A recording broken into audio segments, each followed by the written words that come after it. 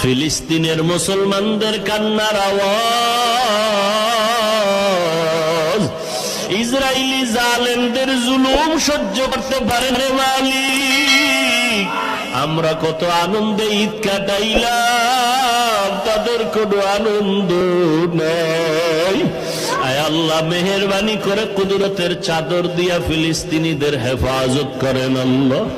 ইসরায়েলের জালেমদেরকে ধ্বংস করে দেন আল্লাহ, ইসরায়েলের জালেমদেরকে ধ্বংস করে দেন আল্লাহ।